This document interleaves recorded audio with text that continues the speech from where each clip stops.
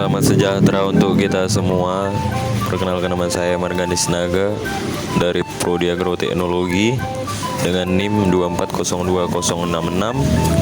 Di sini saya akan menjelaskan hasil dari laporan praktikum dengan judul sel dengan mata kuliah Botum. Pendahuluan.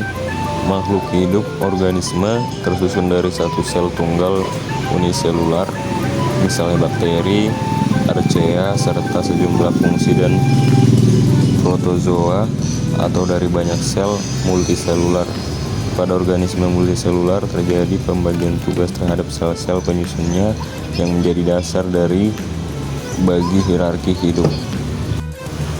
Tujuan praktikum yang pertama, menjelaskan struktur umum dari sel tumbuhan serta menggambarkannya secara skematik. Yang kedua, menjelaskan bagian-bagian dinding sel. Yang ketiga, menjelaskan organel yang terdapat dalam sel.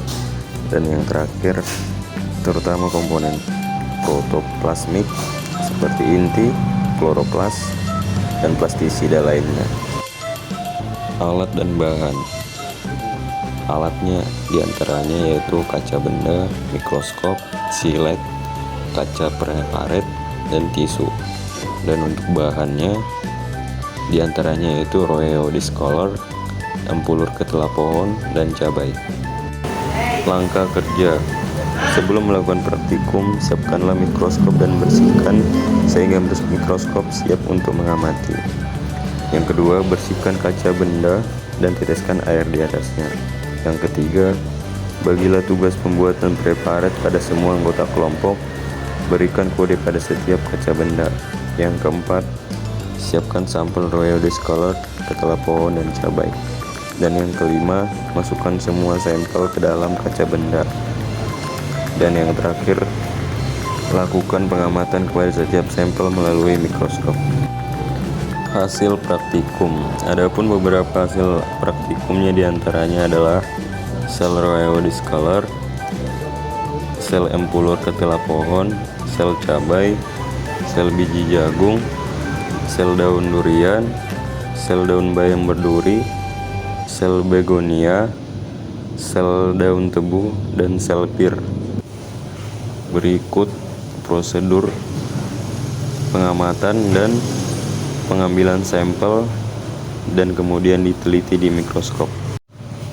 Pembahasan. Sel adalah kesatuan struktural dan fungsional makhluk hidup yang mengandung pengertian sebagai penyusun makhluk hidup melaksanakan semua fungsi kehidupan.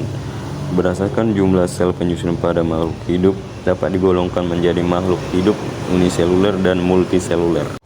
Kesimpulan praktikum. Adapun beberapa kesimpulan praktikum diantaranya adalah: yang pertama, sel-sel epidermis roeo discolor berbentuk oval atau bulat melingkar. Yang kedua, semua bagian sel terdapat pada bentuk yang berbeda-beda tergantung tanamannya. Dan yang ketiga, mengenal aspek-aspek sistematis pada setiap tanaman yang berbeda. Dan yang keempat, mengetahui cara meneliti sel dan jaringan yang terdapat pada tumbuhan. Sekian laporan praktikum dari saya. Terima kasih.